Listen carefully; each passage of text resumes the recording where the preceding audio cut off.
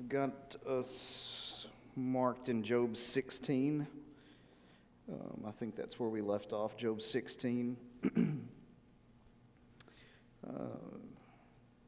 It's been a couple of weeks with VBS and camp, so we will just remind ourselves of a few things before we look back into what's going on. The second round of speeches have started, and so obviously the intensity, the frustration, the anger on both sides are probably starting to ramp up pretty well.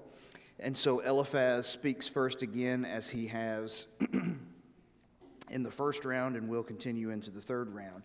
And so in chapter 15, we have his speech to Job, and that's where he basically rebukes him and then tells him the fate of the wicked, and he puts Job in that category of people who are wicked. Okay? Now, in chapters 16 and 17, this is Job's response. And so let's, I think we left off verse 10, so let's just back up and just read from chapter 16 and verse 1 forward. It says, "Then Job answered and said, I have heard many such things. Miserable comforters are you all. Shall windy words have an end, or what provokes you that you answer?" Okay? So he finally gets straight with them and tells them that they're, if you came here to comfort me, you're doing a really lousy job of it. Shall windy words have an end? It's just like you keep blowing smoke and can't stop. He said, verse 4, "I could speak as you do. If you were in my place, I could join words together against you and shake my head at you. I could strengthen you with my mouth, and the solace of my lips would assuage your pain." And so he said, if the roles were reversed, I could do exactly what you're doing, or I could use my words to comfort you one way or the other. And it reminds us of what Solomon says in Proverbs, that death and life are in the power of the tongue. With the same mouth that we hurt people, we can use it to bless people. We just simply have to determine which way we want to use it. And so that's what he's saying here. I could have built you up, or I could have torn you down just like you're doing. Verse 6, "If I speak, my pain is not assuaged, if I forbear, how much of it leaves me? Surely now God has worn me out. He has made desolate all my company. He has shriveled me up, which is a witness against me. And my leanness has risen up against me. It testifies to my face." Maybe talking about literal loss of weight and some of the physical damage, or could just be using those as images of how he feels on the inside. So in verse 9, we kind of get to the heart of what is really going on in his mind. It says, "He has torn me in his wrath and hated me. He has gnashed his teeth at me. My adversary sharpens his eyes against me." And so he feels as if, first of all, you see it. God is doing this to him, and we've spent a lot of time talking about this, so we won't rehash it. But this is the best that he understands, that God is doing it. And thus, if he believes God is doing it, what's the only other option than the fact that he feels like God hates him? And he would not be, and nor would any of us be, the only people in the history of the world to, in a moment of difficulty and grief, to feel as if God hates us. Okay? And again, as we walk through these statements, one of the things we try to keep in mind is that grief is not about... We sometimes fall into the same trap of the friends. We end up preaching to people about their understanding of something that is distorted by how they feel, instead of just giving them a hug, which is what we should do. And so... here we see him, and what you can see, sometimes when someone is making an outpouring of emotion like this, again, Job's friends, and it's still kind of hard for me to understand, Job's friends are looking at it as his theology is wrong and it needs to be corrected. And and I think when a lot of us read it, we're looking at it going, this guy's really hurting. Like that just jumps off the page at you. And so he goes on to continue in verse 10, where we pick up, "Men have gaped at me with their mouth. They have struck me insolently on the cheek. They mass themselves together against me." And so people are rising up against him. Now, whether some of this is literal or whether it's to be understood in a figurative way, I'm not absolutely certain. That's the nature of poetry. They've gaped at me with their mouth. They've struck me insolently on the cheek. I mean, it wouldn't be beyond people to hit him. In chapter 30, he will describe where people do hit him. They do spit in his face. They do those things to shame him. And so people are running their mouths at him. They have a lot of solutions. It seems like they all are ganging up on him, which certainly his friends are doing. They're ganging up on him. So he says in verse 11, God gives me up to the ungodly and casts me into the hands of the wicked. And so God has removed that hedge of protection. And so instead of punishing the wicked, as Hartley said in his book, instead of punishing the wicked, Job feels like God has turned him over to the wicked for them to do to him whatever they see fit, which is the equivalent of punishment for him as well. He says, verse 12, I was at ease and he broke me apart. He seized me by the neck and dashed me to pieces. I mean, that seems like we read chapters 1 and 2. That seems like a fair description, doesn't it? He was at ease and then he was completely dismantled. I mean, everything about that makes sense to me.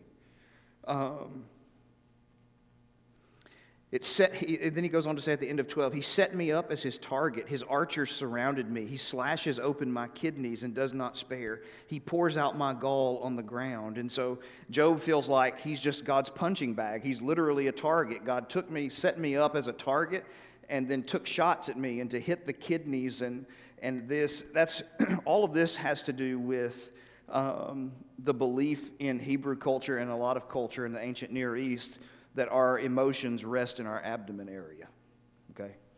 And if you just think about it, you can easily see how you could come to that, right? You hear some bad news and like your stomach, it's like the bottom of it just falls out, or you feel sick at your stomach over something that you hear. And so he feels like when he's talking about God slashing him open, hitting him in the kidneys and all, we would say it's something like this. It's like he tore my heart out and just stomped on it. That's what he feels like. And again, what we have seen from this is that for Job, the hardest part of all this is that he loves God so deeply, and yet he doesn't understand why God won't talk to him and why he's treating him so poorly.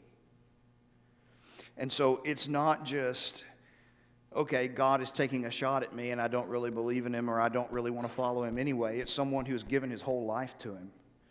And all of a sudden it seems like the tables have completely turned.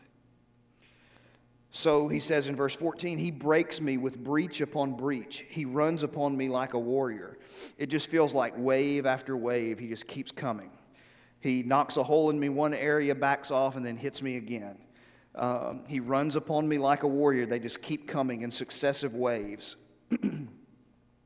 He says, I have sewed sackcloth upon my skin and laid my strength in the dust. So sackcloth and ashes or dust, the idea of mourning. And so when he said, I've sewed sackcloth on, usually sackcloth was something only worn, obviously, during times of mourning, whether that be national mourning or personal mourning. But he says here, instead of wearing sackcloth, which was this kind of rough and gruff type material that you would wear against your skin, and it would chafe your skin naturally. That's why they wore it. And it was to symbolize the discomfort that they felt within themselves and their soul because of what was happening.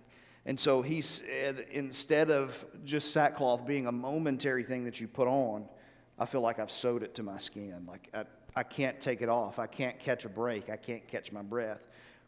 As he said, wave after wave, succession after succession, thing after thing continues to come, and nothing seems to be getting better. He says, my face is red with weeping, and on my eyelids is deep darkness. Although there is no violence in my hand, and my prayer is pure. And there you see the deep hurt. My face is red with, he just sits down and cries. And you know he has to be doing that for a host of different reasons. I mean, he's lost everything, but he also, maybe he's thinking of his children. Maybe he's just flat out hurting. Flat out hurting.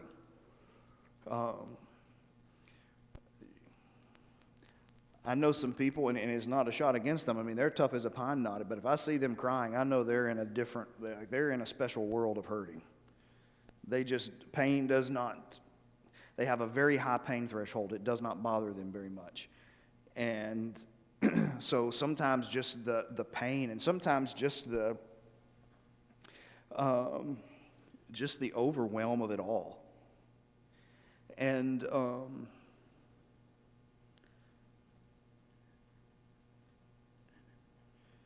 so I mean, I'm not promoting that we all walk around crying all the time. That's not the idea. But I do believe it's an emotion and an ability that God gave us that we should not suppress either.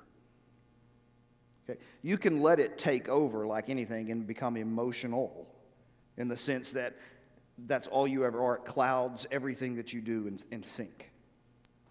But emotion is a gift from God. There is a sense of relief, and you can actually feel it in your body when you sit down and cry. When it all catches you and you finally sit down and you just let it out. Because it may be because of circumstances that you just have to keep pushing and keep pushing and keep pushing and keep pushing, and then you finally reach a point where you can sit down and it's like a floodgate and it just comes. But there's that sense of relief, and there's also just a sense of, you sleep well. Because you're literally unburdening. It's a way that I believe that God has given us to unburden ourselves, to remove some of the weight that we can feel.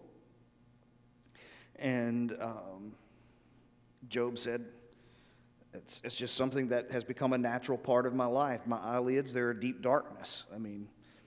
In grief and suffering and all the different things, it has become just a natural part of my disposition. And this is the conundrum.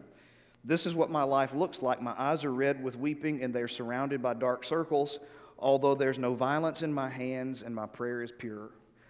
No violence in my hands. I haven't done anything wrong, and my prayer is pure. I can't understand it.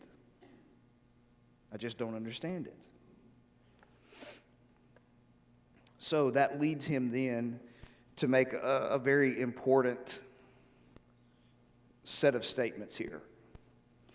It says, O earth, cover not my blood, and let my cry find no resting place.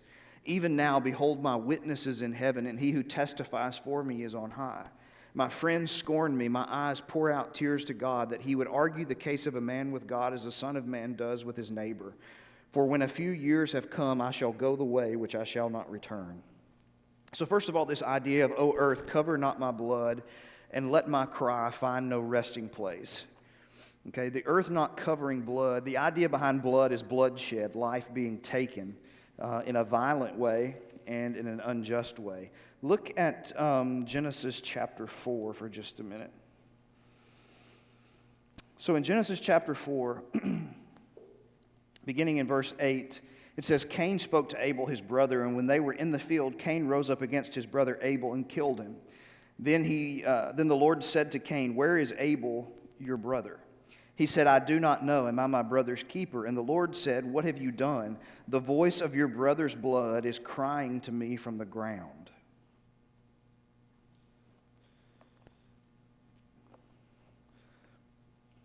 So if his blood is symbolic of his life and it's crying out from the ground, what is it looking for?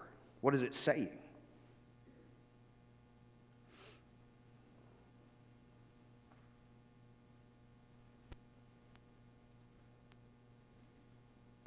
If someone kills you without a reason,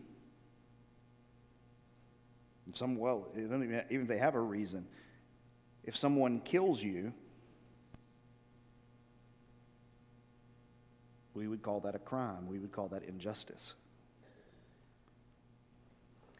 So the blood of Abel crying out to God from the ground was crying out that an injustice had been perpetrated. And the blood of Abel cried out for vengeance. You see it just later in chapter 9 when they come off the ark. Whoever sheds man's blood, by man shall his blood be shed. From the image of God he created man. The principle of life for life, the scales of justice that say, and Abel qualifies, and the law of Moses certainly had all these qualifications between manslaughter, murder, premeditated murder. It had all the distinctions. Okay? And this was premeditated murder. He lured him into the field, knew what he was doing, violently took his life, and if John's interpretation of it is correct, and I have no reason to doubt that the Apostle John was exaggerating or speaking metaphorically, he didn't just kill him, he butchered him. That's what the word means. He butchered him.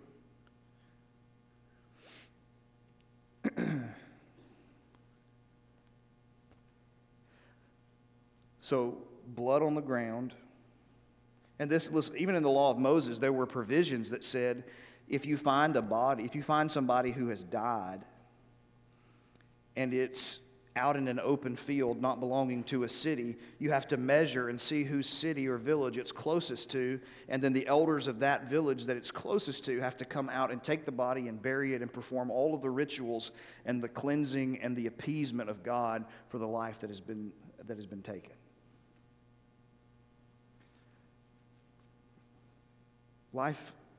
Human life is very serious in God's eyes. And a big part of that is because we're made in His image. And to be made in the image of God is a status that God has bestowed upon us that makes us royal. And so when blood is shed, there has to be vengeance. And so what Job is saying is this: O earth, cover not my blood. That is, don't drink up the blood to where it no longer has a voice. It muffles it. Oh, there's blood. Just pour dirt on it and kill the voice that's crying out from the blood. Obviously, metaphorically. Don't pour dirt on it and cover it up. So what is he saying? He's saying he's still maintaining his innocence. He's still maintaining his innocence. That if the earth covers his blood, it will be an injustice on top of an injustice. Now, the reason why that becomes significant for us, other than some of the things we've already seen, is because whoever the writer of Hebrews was, he does make mention of this in Hebrews 12:24 when he says, "And to Jesus, the mediator of a new covenant, to the sprinkled blood that speaks a better word than the blood of Abel." So how does the blood of Jesus speak a better word than the blood of Abel?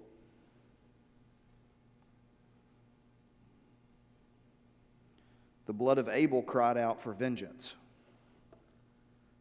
In the blood of Jesus, the cry is not vengeance, the cry is mercy. Be merciful to them because of me. And so, and there are tons of other texts. We saw this in Kings a lot when we studied it, how Manasseh had filled Jerusalem from one end to the other with the blood of God's people. And so, here's Job maintaining his integrity. And then in verse 19, he goes on to say, "Even now, behold, my witness is in heaven, and he who testifies for me is on high." And so here we see one of these moments where Job's faith really is, it's soaring. And that's the interesting thing about his speeches. He will go and he's at this low of low, and then you'll see this like a rocket just take off. His faith just hits the top, and then all of a sudden, the bottom just kind of falls back out again. And when he says, "For behold, now my witness is in heaven, and he who testifies for me is on high,"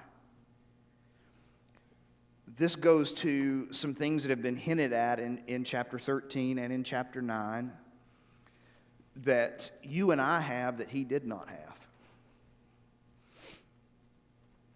And that is someone in heaven to represent him. So you remember in chapter 9, he says there's no mediator, there's no goel, there's no umpire. There's no one who can put his hand on God and man.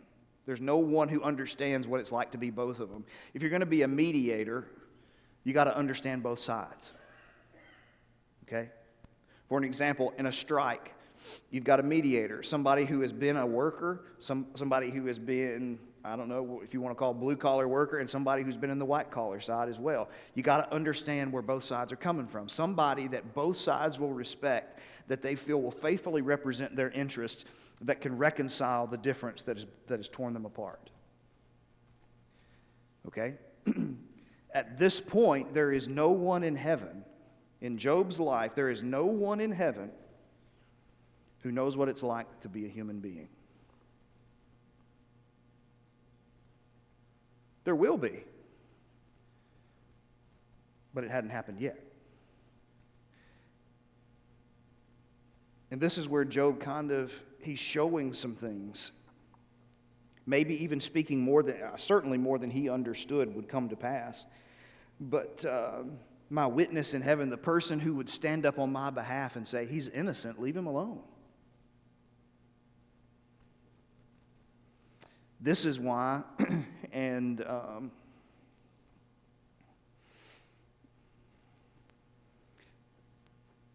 this is why studying Hebrews with Job becomes such an important pairing. Because Hebrews is greatly focused on the heavenly ministry of Jesus on our behalf. And when you look at Job and you look at Hebrews side by side and you see what Job is frustrated with and you see what we have, it creates a sense of gratitude in you that we have a high priest who can sympathize with our weaknesses. He knows what it means to be a human. He can stand and appear in the presence of God for us. So practically speaking, when we suffer, if you want to put it this way, when we suffer, Jesus, who in Hebrews for a specific reason is pictured as seated,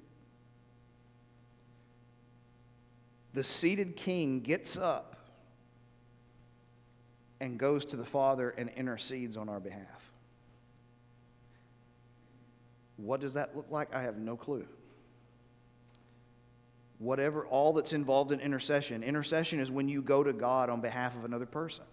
So I don't know what Jesus says. He doesn't have to tell me. And even if he told me, I think there's probably a good chance I wouldn't even understand what he was saying. But I do know that it's something along the lines of, I know what this feels like. We've got to help him. We've got to help her. This is what we're going to do.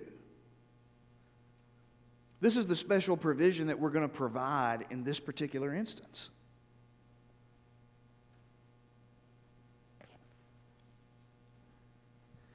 Now, there's a difference between believing that in theory, like, okay, yeah, I hear what you're saying, and it's another thing to believe it actually happens.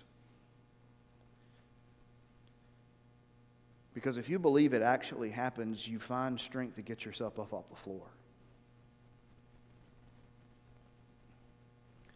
Because you believe God, the God that you love and serve the same way Job did, you believe that heaven has, and I understand just accommodating language, has for a moment paused production to discuss you.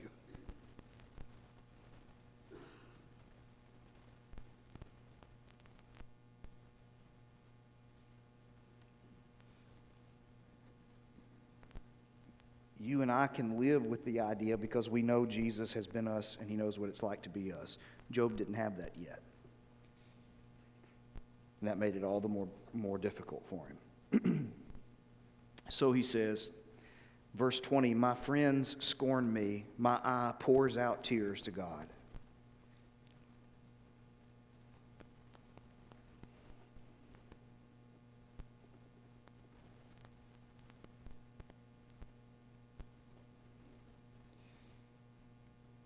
When you go to talk to God and you just can't.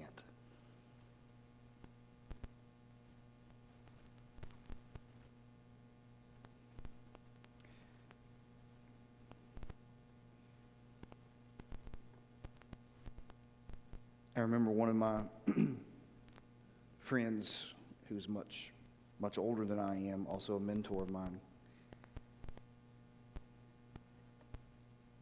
I remember him saying on several occasions, I don't wish on you the difficulties of life. But I do hope at some point in your life you experience the freedom that comes from knowing you've got nowhere else to go. Because then you're free. You understand what it means to depend on God. And this is not coming from a man who did not suffer. This is coming from a man who suffered, and suffered very publicly.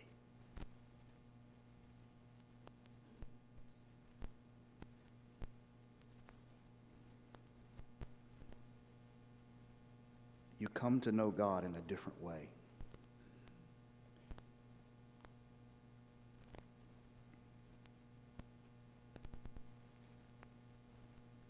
Verse 21, that he would argue the case of a man with God as a son of man does with his neighbor, talking about the role of advocate and intercessor. He says, for when a few years have come, I shall go the way from which I shall not return. I'm going to die. And this is something that is commonly used in the Psalms and in the Proverbs, all the wisdom literature that says, God, if you let me die, you'll lose someone on earth who tries to live and tries to point people to you. And that's what Job is saying. If I die, you'll be -1. He's not saying, you should save me because I do that. He's just saying, I at least try. So, in chapter 17, after that really high point, he starts going way down. And he says, my spirit is broken. My days are extinct, and the graveyard is ready for me.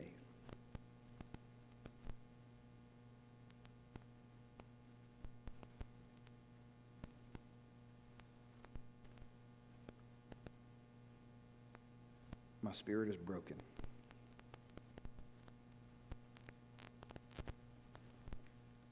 Job has lost the will to live.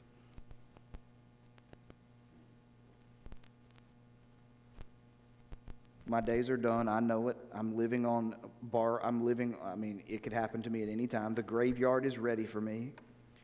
Surely there are mockers about me, and my eye dwells on their provocation. I see what people are saying. I see what people are doing. They're just waiting on me to die.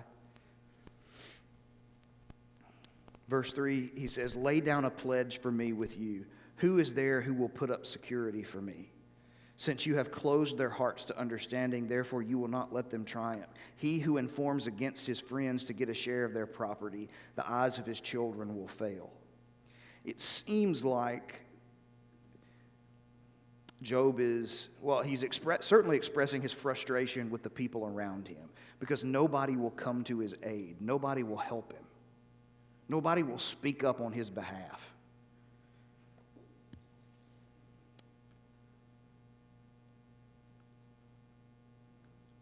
And it seems like he's saying, he who informs against his friends to get a share of their property, the eyes of his children will fail. It's like his friends are, and we've seen hints of this, it's like his friends are delighting in what's happening to him. Well, he no longer is more wealthy than we are. He no longer is more prominent than we are. We at least move up in social ranking and social status and the social ladder. Verse 6, he has made me a byword of the peoples, and I am one before whom men spit. Especially in the Middle East and ancient Near Eastern culture, spitting is a sign of degradation. It's a sign of rejection. It's a sign of disdain. And so I've become a byword to the peoples. You don't want to end up like Job, do you?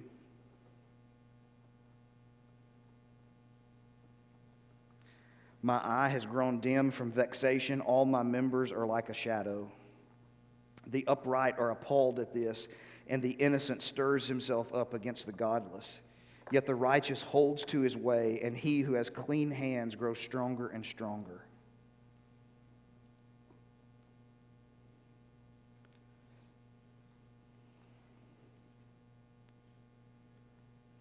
Verse 10, but you come on again, all of you, and I shall not find a wise man among you. All of you stand up. All of you are getting really puffed up based upon the circumstances, but you're not wise. You're not the type of man. You're not the type of men to be respected. My days are past. My plans are broken off, the desires of my heart. Every hope and aspiration I had for myself and for my family is gone. They make night into day. The light, they say, is near to the darkness. Just hold on. Things will get better. Job doesn't think that they will. If I hope for Sheol as my house, talking about the grave, if I make my bed in darkness, if I say to the pit, you are my father, and to the worm, my mother or my sister, where then is my hope? Who will see my hope? If Sheol, the grave, becomes my house, and if I look at the hole in the ground they're going to put me in and say, that's my father, and I look at the worms that are going to eat me and say, that's my mother. People say, that's not that's a pretty depressing image. Well, listen, there is nothing pretty about dying painfully. It's not pretty.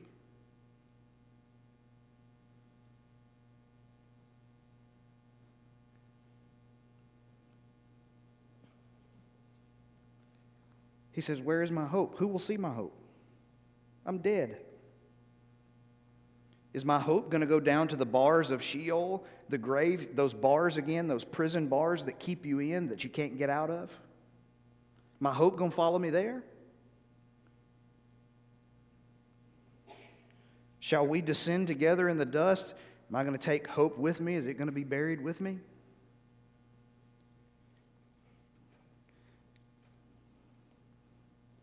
Now again, as far as what Job understands about the general resurrection at the last day, it's really hard to know. Either way, right now, he's doing good to stay alive. And so,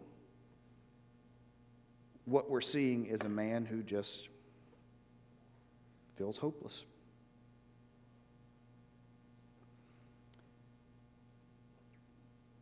And again, go back to that statement we made earlier. He had to go through all this without the knowledge of things that you and I have that can literally save our lives. He had to go through it without it. And he will never know. God will never in the book explain to him why it happened to him.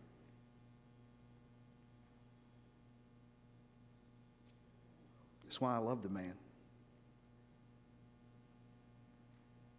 There is not, outside of the Lord himself, there's not a better man you will ever meet in Scripture than him.